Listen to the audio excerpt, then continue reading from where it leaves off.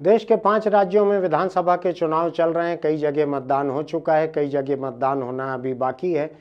छत्तीसगढ़ में अभी से 48 घंटों के भीतर 2 दिन से कम वक्त है।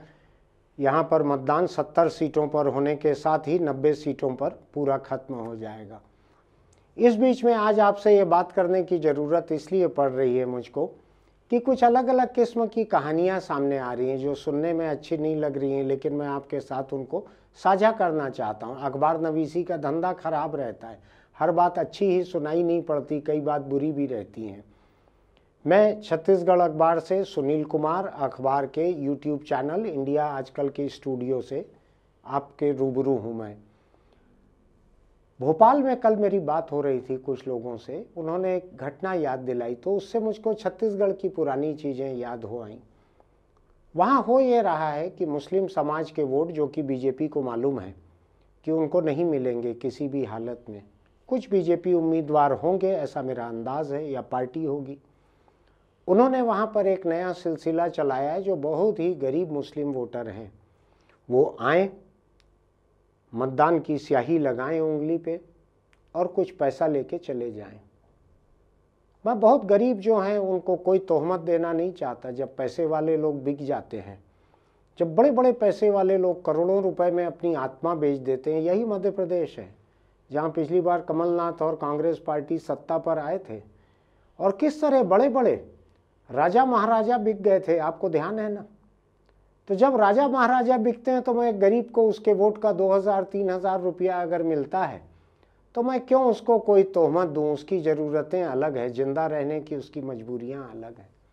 ऐसा सुनाई पड़ रहा है कि अपने विरोधी वोटों को डलने से रोकने के लिए कुछ लोग ऐसा कर रहे हैं कि उनको पैसा देके उनकी उंगली पर स्याही लगा दे रहे हैं। अब करते रहे चुनाव आयोग जो करना है। एक दिन पहले से लोगों की उंगली में स्याही लग गई, 3 दिन तक स्याही किसी तरह से निकलती नहीं है। ये एक हो गया। दूसरी तरकीब मुझको पता लगी कि कुछ लोग किसी जाति या धर्म के वोटों को पड़ने से रोकने के लिए ये भी करते हैं कि मतदान के अगले दिन सुबह आ जाना, अगर उंगली में स्याही निशान नहीं होगा तो पैसा ले जाना। ये भी करते हैं कि वो वोट न डालें, उनको पैसे की ज़रूरत ज़्यादा है तो वो आके पैसा ले लें। मैं उनको भी तोहमत नहीं दे रहा हूँ, गरीब की मजबूरियाँ अलग रहती है। मैं दूर बैठकर नेतागिरी कर सकता हूँ, गरीब की मजबूरियाँ अलग रहती है। उनके लिए 2000, 1000, 3000 का क्या महत्व रहता है, इसको कम मत आंकिए। उनकी मजबूरियाँ अलग रहती है। लेकिन मैं जब इसकी चर्चा यहाँ पे कर रहा था अपने साथियों के साथ तो उन्होंने मुझको याद दिलाया, बिलासपुर में अभी पिछली भाजपा सरकार के समय वहाँ भी एक बीजेपी के उम्मीदवार ने इस किस्म का काम किया था कि आओ, स्याही लगवाओ और पैसा ले जाओ। ये हुआ। दूसरा एक तरीका जो छत्तीसगढ़ और मध्य प्रदेश दोनों एक ही राज्य के हिस्से थे, आज अलग हो गए हैं। इन दोनों में मिजाज मिलता है, नेताओं में दोस्ती बहुत है। तो दोनों जगह जो इस्तेमाल हो रहा है एक तरीका वो ये है कि इन चुनाव के समय, मतदान के समय मुस्लिम उम्मीदवारों को अजमेर भेज दिया जाए, अजमेर शरीफ के दर्शन करके आ जाएं, वहाँ जाकर माथा टेक कर आ जाएं, चादर चढ़ा कर आ जाएं। ये भी एक तरीका किया जा रहा है। आपको अगर ध्यान होगा, हमने अपने अखबार में कई साल पहले रायपुर से ऐसे सैकड़ों या हजारों लोगों को अजमेर भेजने के लिए, ठीक वोटिंग के दिन अजमेर भेजने के लिए बहुत सारी टिकटें थोक में कराई गई थी। उसकी हमने खबर छापी थी एक। उसके बाद कुछ हड़बड़ा के चुनाव आयोग ने कार्रवाई की थी, कुछ रेलवे में उन टिकटों को कैंसिल कराया गया था, ऐसा कुछ हुआ था। मैं ज़्यादा खुलासे में जाना नहीं चाहता, लेकिन ये भी एक तरकीब अपनाई जाती है। ऐसी कुछ अलग अलग और तरकीबें भी अपनाई जाती हैं। किसी को किसी धर्म ग्रंथ के ऊपर हाथ रखकर कसम दिलाई जाती है, किसी को दारू पहुंचाई जाती है। अभी चलेगा, आखिरी का 2-3 दिन का दौर जो है ऐसे ही चलेगा। मैंने कुछ लोगों से समझने की कोशिश की कि आखिरी के 3-4 दिन जो हैं ये सत्तारूढ़ पार्टी के पक्ष में जाते हैं कि विपक्ष में जाते हैं। तो बहुत सारे लोगों का कहना था कि दारू के पक्ष में जाते हैं, जो भी पहुंचा दे उनको। हो सकता है कि गरीब लोग हों इतने, या नशे का इतना शौक हो, या उनको परहेज ना हो, दारू जिससे मिल जाए उससे ले लो, वोट जिसको देना है देंगे, वहाँ तो कोई कैमरा लगे नहीं रहता। ऐसी कई तरह की बातें हैं जो अभी आज चल रही होंगी। कहीं पे किसी धर्म के, कहीं किसी जाति के लोगों को, कहीं कुछ करने के लिए। मुझको एक बड़े उम्मीदवार के बारे में लोगों ने कहा, पूरे हिंदुस्तान में उनके जितने भी रिश्तेदार हैं उनका सबका नाम उन्होंने अपने चुनाव क्षेत्र की वोटर लिस्ट में जुड़वा कर रखा है। और मतदान के दिन पूरे देश से उनके रिश्तेदार यहाँ पे इकट्ठे हो जाते होंगे, 100-200 लोग होंगे, उतने वोट उनके बढ़ जाते हैं यहाँ पर। ये भी एक तरीका रहता है। पिछले चुनाव तक मुझको ये भी सुनाई पड़ता था कि एक बड़े कैंडिडेट जो हैं वो उड़ीसा से लोगों को लेकर आते थे यहाँ पर विधानसभा के चुनाव में, चूँकि तारीखें अलग अलग हैं, लोकसभा में मुमकिन नहीं होता है, तो उड़ीसा से लोगों को लेकर आते हैं, सैकड़ों, हजारों, कई लोग तो हजारों कहते थे, उनको लेकर आते हैं, उनसे वोट डलवाते हैं, पहले से वोटर लिस्ट में जांच के रखते हैं कि कौन कौन मर गए हैं, बीमार हैं, बाहर चले गए हैं, किसी दूसरे कॉन्स्टिट्यूंसी में चले गए हैं, तो उनकी जगह दूसरों के वोट डलवा देते हैं, ऐसे बाहर से लेकर आते हैं भाड़े पर। ये भी एक तिकड़म रहती है। ऐसे कई तरह की तिकड़मों के बीच मुझको याद पड़ता है, मेरा रिपोर्टिंग का वक्त था, आज से शायद 25-30 साल पहले की बात है। अभी महासमुंद जिला बन गया है, उस वक्त रायपुर जिले का हिस्सा था बागबाहरा। बागबाहरा में म्यूनिसिपल के चुनाव हो रहे थे। तो म्यूनिसिपल के चुनाव में आमतौर पे वोटर जो हैं गरीब बस्तियों के, वो उम्मीद करते हैं, न केवल म्यूनिसिपल चुनाव, किसी भी चुनाव में गरीब बस्तियों के वोटर उम्मीद करते हैं कि उम्मीदवार जो हैं वहाँ पे उनको एक हाथ बकरा कटवा के, बोकरा भात कहते हैं छत्तीसगढ़ के बहुत सारे इलाके में, कि बोकरा भात खिलवाए, ऐसी दावत दे, ऐसा वोटर उम्मीद करते हैं। मुझको उस चुनाव की याद है, बागबाहरा की, बहुत सारे और लोगों को भी याद होगी। तो बागबाहरा के उस चुनाव में एक उम्मीदवार, उसने एक वार्ड में जहाँ से वो लड़ रहा था चुनाव, उसने एक जगह सार्वजनिक जगह पे 3-4 बकरे बंधवा दिए थे कि मैं अगर जीत जाऊंगा तो काट लेना, नहीं जीतूंगा तो मैं इसको वापस कर दूंगा। तो उस मोहल्ले के लोग जो हैं उनके बारे में पता ये चला कि वहाँ जितने ठल्हा किस्म के लोग थे, खाली बैठे थे, जिनको कोई काम नहीं रहता था, जो कभी तालाब के किनारे बैठते थे, कहीं पेड़ के नीचे बैठते थे, अब वो उस बकरे के पास बैठने लगे थे। बकरे बंधे हुए हैं पेड़ से, आसपास लोग बैठे हुए हैं, टकटकी लगा कर देख रहे हैं, उम्मीद कर रहे हैं कि ये कैंडिडेट जीत जाए तो हम इनको खाएंगे बकरों को। ऐसा भी होता था, यानी वो उम्मीदवार अपनी जीत की जितनी कामना करता होगा उससे ज़्यादा कामना बकरे के शौकीन जो वोटर हैं वो लोग कर रहे थे कि ये जीत जाए भाई तो ये बकरा हमको मिल जाएगा, इसको काट लेंगे। मुझको किसी ने मजाक में कहा, हमारे वार्ड के वोटर रात को 2 बजे 3 बजे नींद खुलती है तो जाके देखते हैं बकरा बंधा हुआ तो है, ऐसा तो नहीं कोई चोरी करके ले गया है। ये हालत हो गया था। अभी जो प्रदेश में सबसे संपन्न लोग हैं उनमें से एक मंत्री, एक संपन्न मंत्री हैं, उन्होंने अपने इलाके में, मैं इलाके का नाम लेना नहीं चाहता, वो किसी समुदाय के खिलाफ जाएगा, अपने इलाके में उन्होंने पिछले 3-4 महीनों से बोकरा भात का दौर चलाया हुआ है। 3-4 महीने से रोज रोज बकरे कट रहे हैं, रोज चावल के साथ पक रहे हैं, रोज बोकरा भात चल रहा है वहाँ पे। किसी ने मुझको मजाक में कहा कि हमारे यहाँ के लोग सपाट पेट के रहते थे, 3 महीने में उनका पेट निकल आया है सबका।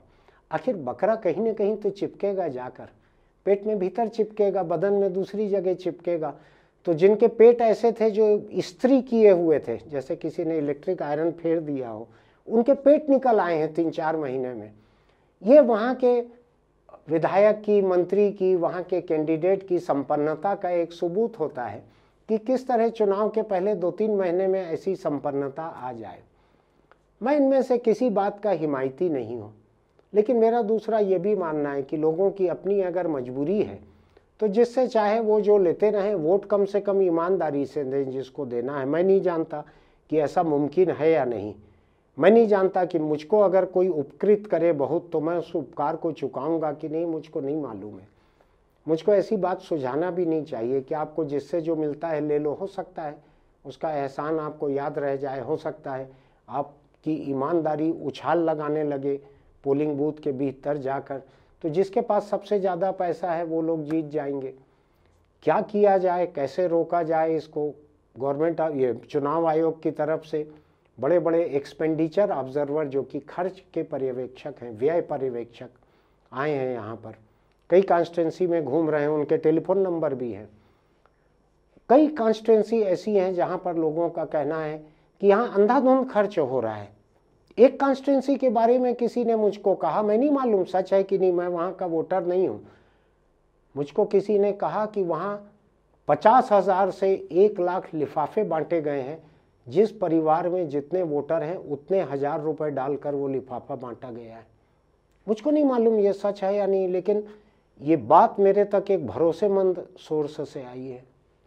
मुझको ये भी किसी ने कहा कि एक कैंडिडेट ने एक विधानसभा क्षेत्र में 90 होंडा मोटरसाइकिलें बांटी हैं अपने कार्यकर्ताओं को। आप कल्पना लगाइए इतना पैसा आता कहाँ से है, और इतना पैसा अगर लगाया जा रहा है तो इसकी रिकवरी करने के लिए ये विधायक अगर बन जाएंगे तो क्या करेंगे। अंधाधुंध खर्च हो रहा है। जो सरकारें, जो पार्टियां अपने मैनिफेस्टो में घोषणा कर रही है, ये उससे परे है। ये निजी स्तर पे कैंडिडेट पार्टियां किसी कॉन्स्टिट्यूंसी में इस तरह से खर्च कर रही हैं। सवाल ये उठता है कि क्या इसके बाद हम किसी लोकतंत्र की उम्मीद कर सकते हैं?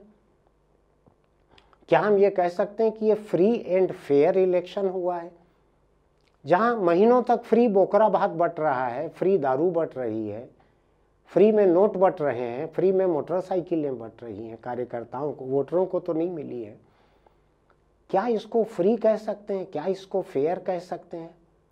क्या किसी गरीब के एक वार्ड चुनाव जीतने की भी उम्मीद है?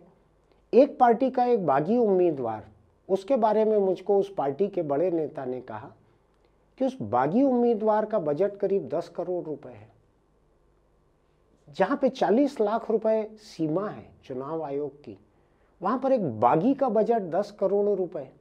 तो वो ऐसे ही जाता है, बकरे बंधवा दिए जाएंगे कहीं पे कि खोल के ले जाना, 10 बकरा ले जाना अपने वार्ड में, तुम इतना ले जाना। यानी मुझको किसी ने आज मजाक में कहा कि हिंदुस्तान के किसी सबसे बड़े त्यौहार में भी जितने बकरे कटते हैं उससे ज़्यादा चुनाव में कटते हैं कई गुना। यानी चुनाव जो है, इसमें बकरों की असली कुर्बानी चुनाव में होती है, किसी त्यौहार में नहीं होती। मैं नहीं जानता ये बात सच है या नहीं है, लेकिन मुझको ध्यान है, बहुत साल पहले की बात है, 10-20 साल पहले की बात बतला रहा हूँ आपको। मुझको कहा गया कि मेरे सामने बात हो रही थी, किसी एक ने कहा उस विधानसभा क्षेत्र में 3 ट्रक बकरा भेज दो। मैं नहीं जानता 3 ट्रक बकरा कितना होता है, कितने आते होंगे एक ट्रक में, मुझको नहीं मालूम है, लेकिन ये मेरे सामने बात हो रही थी। मैं चाहता हूं कि लोग सोचें इस बात को कि राजनीतिक दल जो बांट रहे हैं लोगों को सब कुछ, कोई फ्रीबी कहता है, कोई रेवड़ी कहता है, कोई जन कल्याणकारी कहता है। मैं अपना विशेषण जोड़ना नहीं चाहता, आपको जो सोचना है सोचिए, गरीब कल्याण सोचिए, जो भी सोचना है सोचिए। उससे परे अगर इस तरह से नाजायज चीज़ों को अगर बांटा जा रहा है, क्या होगा, कहाँ पहुँचे? क्या आपको सच में लगता है कि ये लोकतंत्र जो है ये कोई ईमानदार फैसला देता है? ये चुनाव प्रणाली है जिसमें जो सबसे ताकतवर है, जो सबसे अधिक संपन्न है, जो सबसे अधिक गुंडागर्दी के साथ सामान, पैसा, दारू बांट सकते हैं, वही लोग जीतते हैं। क्या किया जाए इसका? क्या ये हिंदुस्तानी लोकतंत्र हमको कोई ईमानदार सरकार, ईमानदार जनप्रतिनिधि दे सकते हैं? ये बहुत सारी चीज़ें हैं, मेरे पास इसका कोई जवाब नहीं है। मैं केवल आपके पास सवाल छोड़कर जा रहा हूँ। आपके पास इसके बाद एक दिन का वक्त रहेगा सोचने का। आप सोचिएगा किसको वोट देना है। क्या सच में आप किसी ईमानदार को जिताना चाहेंगे, या एक संपन्न और बेईमान उम्मीदवार विधायक और सांसद के रूप में आपको ज़्यादा अच्छा लगेगा? सोचिएगा आप जरा।